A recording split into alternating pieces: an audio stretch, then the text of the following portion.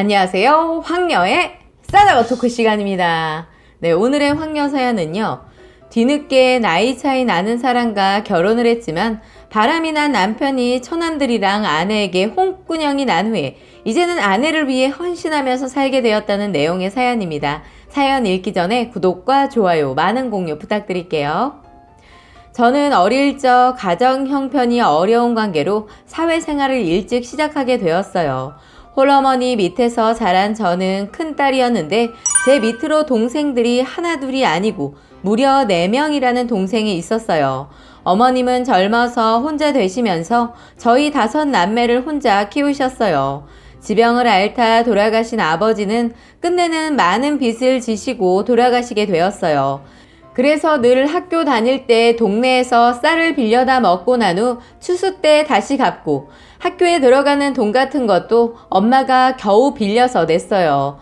어머니는 도저히 힘드셔서 안 되겠는지 저를 따로 불러서 중학교 2학년 2학기를 다니고 있는 저한테 학업을 중단하고 사회에 나가길 바라셨어요.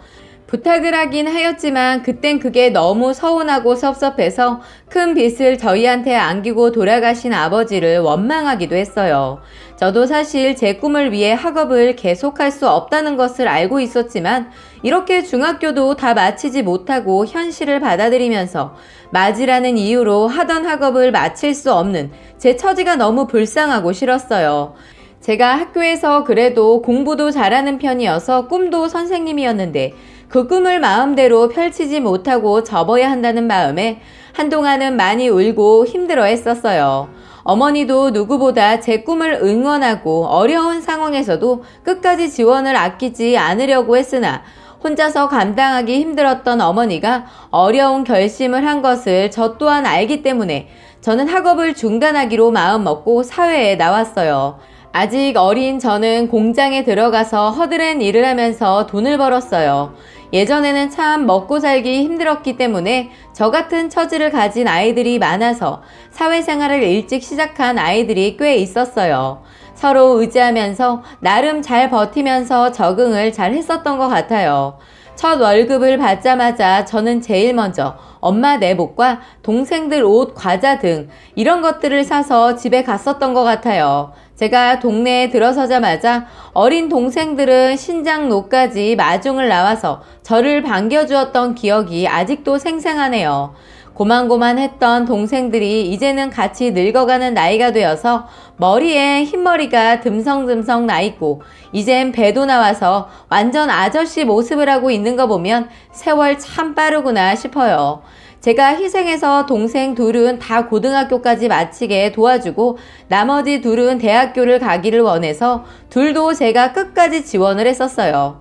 그래서 그런지 동생들이 제 말이라면 끔뻑합니다. 그리고 혼자 시골에 사시고 계신 어머니를 제가 모셔와서 살았는데 노인이어서 그런지 도시 생활이 적응이 잘 안 되고 힘들어 하시면서 다시 시골로 내려가셔서는 몇 년 사시다가 저희 결혼도 못 보시고 돌아가셨어요. 어머님은 늘 제가 결혼을 안 하고 동생들만 챙기고 있는 저 때문에 미안하다는 말을 달고 사셨고 고맙다고 고생했다고 저 때문에 좋은 세상을 살다 간다고 유언도 하셨어요. 어머니가 돌아가시고 3년 후 저한테도 늦은 나이에 남자가 생겼어요. 예전에는 지인의 소개를 받으면 늦은 나이다 보니까 자꾸 따지게 되었었는데 이번에는 전혀 그런 걸 따지지 않게 되었고 그냥 저만 바라봐준 그 사람이 좋아서 결혼도 6개월 만에 했어요. 저한테 하늘에서 선물도 일찍 주셔서 나이가 많은데도 불구하고 일찍 아이를 쉽게 가질 수 있었어요. 젊은 시절 보상이라도 받듯이 저에게 한꺼번에 많은 행복이 찾아와서 정말 행복한 시간을 15년 동안 잘 살았어요.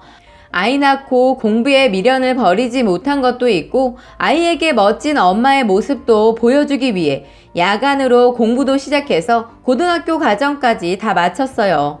그렇게 바쁘게 아이 키우면서 내조의 공부까지 참 바쁘게 살았던 것 같아요. 그런데 말년에 제가 이런 상황이 될 줄은 꿈에도 몰랐습니다. 말년에 잘 버티라고 그나마 중간에 큰 행복을 안겨준 것은 아닌가 싶었어요. 아이는 잘 성장하고 있어서 전혀 아이에 대한 고민 같은 것은 없었는데 문제는 남편이었어요. 이 사람은 저보다 7살 어려서 저는 50대였지만 남편은 40대였거든요. 남편이 저를 만날 때는 나이 차이에 별로 신경을 안 쓴다고, 절대로 자긴 변하지 않겠다고 맹세도 해서 그땐 정말 힘들었던 저의 몸을 누군가에게 기대고 싶었던 때라 많은 걸 따지지 않고 고민 따위는 시간 낭비의 사치인 것 같아서 반대하는 결혼을 했어요.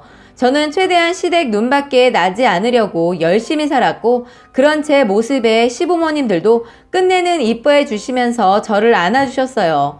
그런데 남편이 아이가 어느 정도 크고 제가 폐경이 오자마자 이상하게도 밖으로 돌더라고요. 솔직히 남편을 처음에 만났을 때도 나이 때문에 이런 것을 예상 안 한 것은 아니었지만 막상 현실에 부딪히니까 너무 힘들고 어떻게 지혜롭게 헤쳐나가야 할지 막막한 거예요. 일단 최대한 남편의 일상을 잘 살펴봤어요. 평상시 야근이 많다고 했던 사람이었는데 알고 보니 야근이 아니고 퇴근을 하면 집으로 바로 오지 않고 운동을 다니고 있었더라고요. 그리고 친구들도 자주 만나면서 술자리 또한 자주 가지는 것 같았어요. 그동안 저한테 거짓말을 하고 다녔더라고요. 왜 거짓말을 하고 운동을 다니고 친구들까지 만나는 것까지 왜 속였나 봤더니 다 이유가 있었어요. 우연히 통화하는 걸 듣게 되었는데 여자랑 정말 즐겁게 말을 하길래 누구냐고 물어봐도 제가 모르는 사람이라면서 몰라도 된다고 하는 거예요. 그때 기분이 너무 나빠서 남편이 잘 때 남편의 폰에 있는 사진들을 살짝 몰래 보니까 그 친구들이 대부분이 여자더라고요. 그런데 유난히 한 여자가 그 자리에 있는데 사람들보다 어려 보이는데 항상 술자리에 끼어 있는 것이 유독 눈에 들어왔어요. 그리고 늘 남편의 옆자리에 앉아서 사진을 찍어서 더 눈길이 가더라고요. 제 촉으론 뭔가 있구나 싶었어요. 저는 그 짧은 순간에 많은 생각을 하게 되었습니다. 이런 일이 언젠가는 올 줄 알았는데 어떻게 대처를 해야 할지 이혼만이 답인지 증거도 없이 흔들어대서 괜히 저만 우스운꼴이 되는 것은 아닌가 싶은 여러 가지 생각들이 스쳤지만 답은 빨리 더 늦기 전에 해결을 봐야 한다는 거였어요. 그래서 결론은 끝장을 보고 어떻게 되든 이대로는 안 될 것 같았어요. 그 순간 남동생들 얼굴이 떠올랐지만 괜히 동생들한테 알렸다가 더 큰일을 만들까봐 일단 동생들한테는 비밀로 하고 저 혼자 이 사람의 뒤를 먼저 캐보기로 작정했어요. 제가 이런 상황이 되니까 마치 사랑과 전쟁에 나오는 주인공이 된 듯 싶더군요. 사실은 이 상황을 어떻게 대처할지 몰라서 그 프로도 찾아봤는데 도움이 될지는 모르겠지만 몇 개가 있더군요. 제가 만약 궁지에 몰리면 저 또한 그 프로에 나오는 여주인공처럼 해야겠다 다짐하고 남편 퇴근 시간에 맞춰서 근처에 있었어요. 남편이 퇴근하고 나오는 것을 보고 바로 전화를 했어요. 평소엔 잘 전화하지 않았는데 한번 해봤어요. 그랬더니 남편, 어쩐 일? 그냥 오늘따라 자기가 보고 싶어서. 평소에도 안 하는 말을 해봤어요. 뭐야, 안 하던 말을 하고 그래? 라고 하더군요. 그래서 그냥 눈치채지 못하게 오늘도 늦어? 약속 있어. 물어보면 또 내가 모르는 사람이라고 할 거지? 어떻게 알았어? 고객으로 알게 된 사람이랑 친해졌는데 잠깐 저녁에 보자고 하네. 알았어. 술 조금만 먹고. 전화를 끊고 남편의 행보를 보니까 이 사람 제가 있는 건물 쪽으로 오더라고요. 순간 당황해서 화장실로 피했어요. 화장실에 들어가는데 얼핏 화장실에서 손을 씻으면서 전화를 받는 여자를 보게 되었는데 낯이 익는 거예요. 가만히 보니까 남편의 폰에서 본 그 여자더라고요. 저는 얼른 얼굴을 감싸고 화장실로 들어갔어요. 그 여자 통화 내용을 들어보니까 자기야, 끝났어? 나 지금 화장실이니까 먼저 마실 거 시켜놔 하면서 전화를 끊더군요. 그런데 다시 벨이 울리고 전화를 받더니 왜 그래? 자꾸 전화하니까 볼일 못 보잖아. 오고 있는 거야? 하면서 듣기 싫은 말투로 애교를 부리더군요. 손 씻고 있다고 하면 될 것을 이상한 여자더군요. 남편의 폰에 있는 여자라 그런지 그런 행동이나 말이 거슬리고 별로였지만 어떤 촉이 느껴졌기 때문에 인연의 통화 내용을 귀를 쫑긋 세우고 엿들었어요. 그런데 그 여자 갈수록 더 가관이더군요. 자기야, 나 오늘 그날이라 조심해야 하니까 오늘은 그냥 밥 먹고 술만 먹자. 상대가 뭐라고 하는지 안 돼, 오늘 하늘 보면 별 딴단 말이야 하는데 이런 말들을 혼자 화장실에 있는 것도 아니면서 아주 자기 집 안방처럼 통화를 하더군요. 상대방에서 옆에 누구 없냐고 했었나 봐요. 그랬더니 그 여자 있어. 괜찮아. 나이 많아 보이고 촌뜨기 같이 생겨서 무슨 말인지 몰라. 저를 두고 한 말 같더라고요. 순간 듣고 있는데 열이 받아서 바로 나왔어요. 지금 저한테 하는 소리예요? 노인네가 귀도 박네 하면서 저를 위아래로 훑어보더니 이것이 내가 언제 아줌마를 스캔해요. 보기엔 촌사람 같은데 영어도 할 줄 아네? 아줌마 아닌가?